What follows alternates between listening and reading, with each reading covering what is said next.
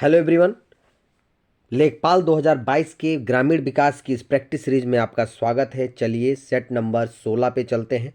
ध्यान दीजिएगा, पहला क्वेश्चन क्या कह रहा है कि किस राज्य की कृषि नीति में कृषि को उद्योग का दर्जा दिया गया है, प्रदान किया गया है कृषि को उद्योग का दर्जा, वो भी किस राज्य की कृषि नीति में, महाराष्ट्र की, पंजाब की, कर्नाटक की या गुजरात की। तो इसका ऑप्शन नंबर आपका ए सही होगा। महाराष्ट्र की कृषि नीति में कृषि को उद्योग का दर्जा दिया गया है। चलिए सेकंड क्वेश्चन देख लीजिएगा। विश्व खाद्य दिवस कब मनाया जाता है? 16 अक्टूबर, 24 अक्टूबर, 16 नवंबर या 24 नवंबर। तो विश्व खाद्य दिवस जो है वो 16 अक्टूबर को मनाया जाता है। तो इसका ऑप्शन नंबर ए सही हो जाएगा। चलिए नेक्स्ट चलते हैं। क्वेश्चन देखिए, थर्ड नंबर क्वेश्चन क्या कह रहा है। प्रदेश में कृषि नीति को व्यापारिक स्वरूप प्रदान करने हेतु प्रयोगशाला में से खेत तक कार्यक्रम किस कृषि संस्थान की देन है? प्रयोगशाला से खेत तक, ये एक मोटो है, वो कृषि संस्थान की देन है। पंतनगर विश्वविद्यालय, चंद्रशेखर आजाद कृषि विश्वविद्यालय, राजा बलवंत सिंह कृषि कृषि कॉलेज या नरेंद्र देव कृषि कॉलेज। तो प्रयोगशाला से खेतों तक जो ये मोटो है वो पंतनगर विश्वविद्यालय की देन है। तो इसका ऑप्शन नंबर ए सही हो जाएगा। चलिए क्वेश्चन नंबर 4 देख लीजिएगा एक बार। कह रहा है कि भारत को कितने भौतिक भागों में बांटा गया है? देखिए बहुत महत्वपूर्ण प्रश्न है, ज्योग्राफी की दृष्टि से, इन्वायरमेंट की दृष्टि से और हर सेक्शन की दृष्टि से। भारत को कितने भौतिक विभागों में बांटा गया है? 2, 3, 4 या 5। तो भारत को 5 भौतिक विभागों में बांटा गया है। कौन कौन से हैं? उत्तर का पर्वतीय भाग, उत्तर का ही विशाल मैदान जो गंगा यमुना क्षेत्र है, ठीक है, प्रायद्वीपीय पठार, तटीय क्षेत्र और द्वीप समूह। इस तरह 5 भागों में बांटा गया है। चलिए आगे चलते हैं। क्वेश्चन नंबर 5 देख लीजिएगा। कह रहा है कि सर्वाधिक रबड़ उत्पादक राष्ट्र कौन सा है? सबसे ज़्यादा रबड़ का उत्पादन किस राष्ट्र में किया जाता है? इंडोनेशिया, थाईलैंड, मलेशिया या भारत। तो रबड़ उत्पादन में सबसे अग्रणी जो है वो थाईलैंड है। तो इसका ऑप्शन नंबर आपका बी सही हो जाएगा। दूसरे नंबर पर इंडोनेशिया, तीसरे नंबर पर मलेशिया और चौथे नंबर पर भारत और 5वें नंबर पर चीन है। तो पहले नंबर पे थाईलैंड है। ये भी ध्यान रखने की बात है कि कौन किस सीक्वेंस में, वैसे सीक्वेंस कम पूछे जाते हैं। कह रहा ताजे जल में मछली उत्पादन में भारत का विश्व में कौन सा स्थान है? ताजे जल में मछली के उत्पादन में भारत का विश्व में कौन सा स्थान है? चौथा, दूसरा, छठा या पहला। तो ऑप्शन नंबर बी सही हो जाएगा। दूसरा स्थान है, वो भी ताजे पानी में मछली के उत्पादन में। ठीक है, तो चलते हैं क्वेश्चन नंबर 7 पे चलते हैं। भारत में रजत क्रांति किससे संबंधित है? चांदी के उत्खनन से, अंडा और चिकन के उत्पादन से, कपास के उत्पादन से या स्वच्छ जल से। तो इसका ऑप्शन नंबर बी सही है, अंडा और चिकन के उत्पादन से। रजत क्रांति जो है वो अंडा और चिकन की से है। कहीं कहीं गोल क्रांति को भी अंडे में रखा गया है। वैसे गोल क्रांति आलू उत्पादन से संबंधित है, लेकिन कहीं कहीं गोल क्रांति, जब आलू नहीं रहता तो गोल क्रांति को कहीं कहीं अंडे से भी किया गया है। और अंडा मुख्यतः रजत क्रांति में आता है, कहीं कहीं गोल होता है, लेकिन गोल क्रांति किससे संबंधित होगी? आपकी आलू से संबंधित होगी। पिछले भी जो हमारा सेट चला है उसमें अंडे को मैंने गोल क्रांति बताया। कहीं कहीं गोल क्रांति मिलती भी है, आपको पेपर में मिलेगा भी, बट गोल क्रांति आलू से रिलेटेड है और रजत क्रांति जो है वो अंडा और चिकन से उत्पादित है। अगर गोल क्रांति आता है और उसमें आलू नहीं है तो आप अंडे पे ही टिक करेंगे। चलिए आगे चलते हैं, क्वेश्चन नंबर 8 पे चलते हैं। देखिएगा क्वेश्चन नंबर 8 क्या कह रहा है। भारत में जमींदारी भू व्यवस्था किसके काल में लागू की गई थी? ठीक है, तो जमींदारी भू व्यवस्था, ठीक है, जमींदारी जो व्यवस्था है वो किसके शासन में? William Bentinck, Thomas Munro, Lord Cornwallis या लॉर्ड कैनिंग। तो अस्थाई बंदोबस्त, जो जमीनी कृषि की अस्थाई बंदोबस्त वो किसने शुरू किया था? लॉर्ड कॉर्नवालिस ने किया था। ठीक है, चलिए नेक्स्ट चलते हैं। क्वेश्चन नंबर 9 देख लीजिए कि मृदा के बिना जन माध्यम में पौधों की वृद्धि एवं विकास की पद्धति कहलाती है। मृदा के बिना मतलब मिट्टी के बिना जन माध्यम में पौधों की वृद्धि एवं विकास की पद्धति को क्या कहा जाता है? एवाकल्चर, हाइड्रोपोनिक्स, दियारा और मोरिकल्चर। तो इसका ऑप्शन नंबर बी सही होगा, हाइड्रोपोनिक्स। हाइड्रोपोनिक्स के माध्यम से क्या होता है कि बिना मिट्टी के घर के अंदर पौधों को तैयार किया जाता है। ठीक है, ये जो तकनीकी है आज के टाइम में बहुत तेज़ी से बढ़ रही है।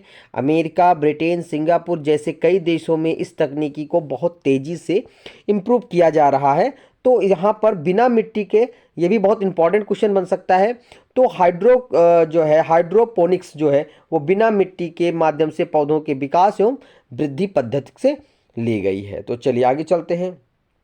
क्वेश्चन नंबर 10 देख लीजिएगा, क्या कह रहा है कि कृषि क्षेत्र को विद्युत आपूर्ति हेतु डॉक्टर अंबेडकर ऊर्जा कृषि सुधार योजना कब शुरू की गई थी? मतलब डॉक्टर अंबेडकर ऊर्जा कृषि जो है सुधार योजना वो विद्युत आपूर्ति से संबंधित है। पहला तो क्वेश्चन यहीं से बनता है कि डॉक्टर अंबेडकर ऊर्जा कृषि सुधार योजना किससे संबंधित है? विद्युत आपूर्ति से। अच्छा, कब शुरू की गई? 2010 में या 2005 में, 2009 में, या इनमें से कोई नहीं? तो ये 2010 में शुरू की गई योजना है, ये याद रखेंगे। इसका ऑप्शन नंबर ए जो है आपका सही हो जाएगा। चलिए आगे चलते हैं। क्वेश्चन नंबर 11 देखिएगा कि 2003 और 4 में जनश्री बीमा योजना निम्न में से किसके लिए प्रारंभ की गई थी? 2003-4 में जनश्री बीमा योजना किसके लिए प्रारंभ की गई थी? अनुसूचित जनजातियों के लिए, बुनकरों के लिए, किसानों के लिए, या उपरोक्त में से कोई नहीं? तो जो जनश्री योजना है वो हमारे बुनकरों के लिए बीमा योजना शुरू की गई थी। ये 2003 में शुरू की गई थी। ठीक है, अच्छा 2005-6 के बाद इस योजना को संशोधित कर दिया गया और इसे अब महात्मा गांधी बुनकर बीमा योजना का नाम दे दिया गया था। तो ध्यान रखना है कि जनश्री बीमा योजना को महात्मा गांधी बुनकर योजना में कब बदल दिया गया? 2005 में, और ये बुनकरों से संबंधित है जनश्री बीमा योजना। तो चलिए नेक्स्ट चलते हैं, क्वेश्चन नंबर 12 पे चलते हैं। ध्यान दीजिएगा, उत्तर प्रदेश में सुप्रसिद्ध विश्वनाथ मंदिर कहाँ स्थित है? बनारस, प्रयागराज, देवीपाटन या श्रावस्ती? तो सभी को पता है विश्वनाथ मंदिर जो है, विश्वनाथ कॉरिडोर भी जान रहे होंगे। तो विश्वनाथ मंदिर जो है आपका कहाँ पे है? बनारस में है। ठीक है, चलिए आगे चलते हैं। आनंद भवन उत्तर प्रदेश राज्य के किस जिले में स्थित है? प्रयागराज, मुजफ्फरनगर, लखनऊ या कुशीनगर? तो ये भी आपने सुना होगा, आनंद भवन जो है वो आपका कहाँ पे स्थित है? प्रयागराज में स्थित है। चलिए आगे चलते हैं। क्वेश्चन नंबर 14 को देख लीजिए, बहुत आसान है। कह रहा है उत्तर प्रदेश में 12वीं पंचवर्षीय योजना में कृषि विकास दर कितनी रखी गई थी? तो 12वीं पंचवर्षीय योजना में उत्तर प्रदेश की 12वीं पंचवर्षीय योजना में कृषि विकास दर कितनी रखी गई थी? कितनी रखी गई थी? 5% रखी गई थी। ठीक है, तो उत्तर प्रदेश राज्य की 12वीं पंचवर्षीय योजना में कृषि विकास दर कितनी रखी गई थी? 5% रखी गई थी। ठीक है, चलिए आगे चलते हैं। क्वेश्चन नंबर 15वां देखिएगा, उत्तर प्रदेश में स्थापत्य कला का सबसे प्राचीनतम अवशेष कहाँ प्राप्त हुआ है या किससे प्राप्त हुआ है? तो उत्तर प्रदेश में स्थापत्य कला का सबसे प्राचीन मौर्यकालीन, गुप्तकालीन, कुषाणकालीन या इनमें से कोई नहीं? तो इसका ऑप्शन नंबर ए सही हो जाएगा कि उत्तर प्रदेश में स्थापत्य कला के विकास में अगर देखा जाए तो सबसे प्राचीन जो अगर मिला है तो वो मौर्यकालीन रहा है। सारनाथ का सिंह देख लीजिए, वो सबसे प्राचीनतम रहा है और मौर्यकालीन से संबंधित रहा है। ठीक है, चलिए आगे चलते हैं। क्वेश्चन नंबर 16 देखिएगा, पूसा रसराज किसकी उन्नत किस्म है?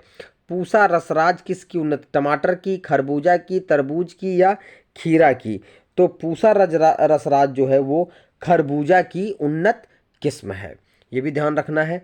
चलिए आगे चलते हैं, क्वेश्चन नंबर 17 पे चलते हैं। देखिएगा क्या कह रहा है कि मध्यकाल में उत्तर प्रदेश की प्रमुख चित्रकला शैली थी। मध्यकाल में उत्तर प्रदेश की प्रमुख चित्रकला शैली थी मिर्जापुरी, मथुरा शैली, बुंदेली शैली या मुगल शैली? तो क्या नाम है, मध्यकाल में, मध्यकालीन दौरान पे मुगल शैली सबसे ज़्यादा विख्यात थी। तो इसका ऑप्शन नंबर क्या हो जाएगा, डी हो जाएगा।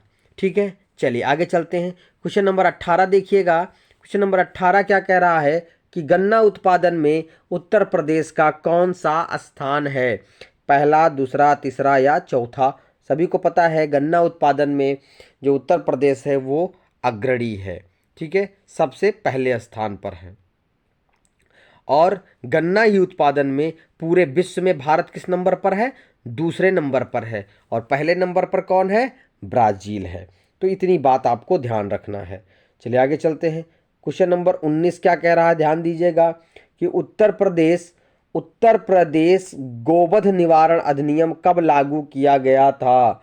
उत्तर प्रदेश गौवध निवारण अधिनियम कब लागू किया गया था? 1950 में, 1952 में, 1955 में या 1975 में? तो 1955 में उत्तर प्रदेश में गौवध निवारण अधिनियम पारित किया गया था। ठीक है, चलिए आगे चलते हैं। उत्तर प्रदेश में प्रमुख रूप से आम की किस्म का उत्पादन किया जाता है? तो आम की किस किस्म का उत्पादन? दशहरी चौसा, दशहरी नीलम, अल्फांसो नीलम या चौसा अल्फांसो? तो दशहरी और चौसा आम जो है वो उत्तर प्रदेश में सर्वाधिक है और फेमस भी है। तो इसका ऑप्शन नंबर क्या हो जाएगा, ए जो है आपका सही हो जाएगा। चलिए ध्यान दीजिएगा, अगला क्वेश्चन क्या कह रहा है, कह रहा है कस्तूरबा गांधी बालिका विद्यालय योजना के अंतर्गत गरीब लड़कियों को, परिवार की लड़कियों को कितने प्रतिशत सीट आरक्षित हैं?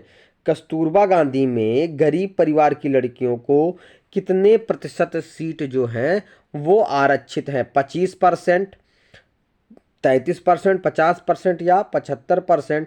तो 25% सीट जो है वो गरीब परिवार की लड़कियों के लिए आरक्षित कर दिए गए हैं। चलिए आगे चलते हैं। देखिएगा क्वेश्चन नंबर 22 क्या कह रहा है,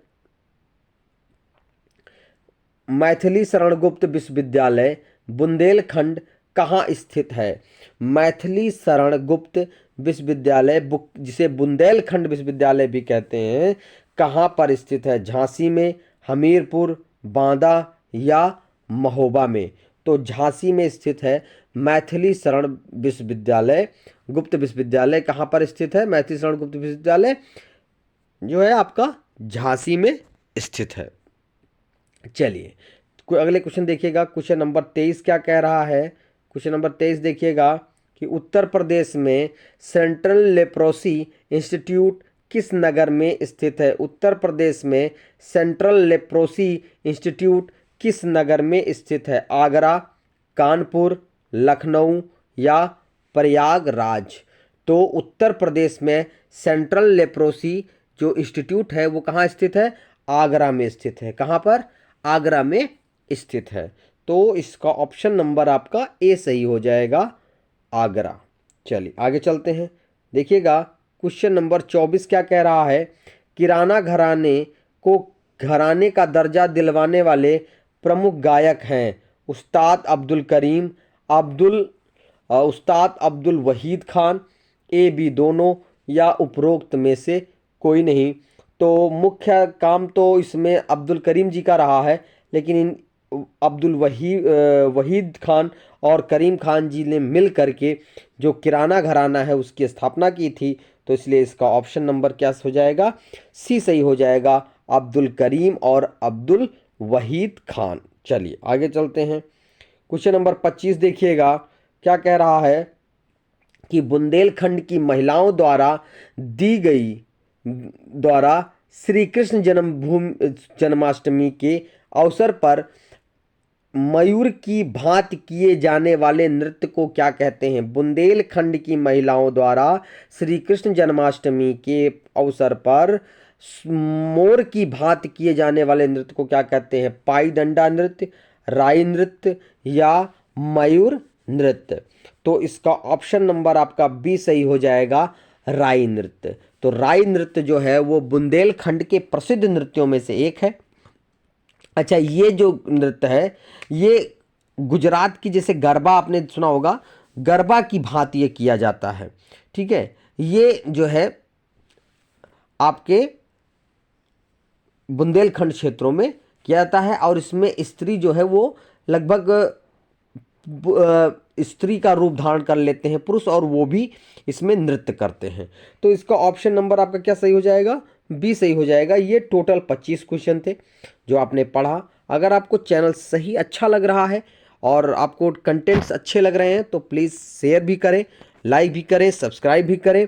ठीक है, नए वीडियो नए क्लास के साथ फिर मिलेंगे। तब तक के लिए जय हिंद, जय भारत।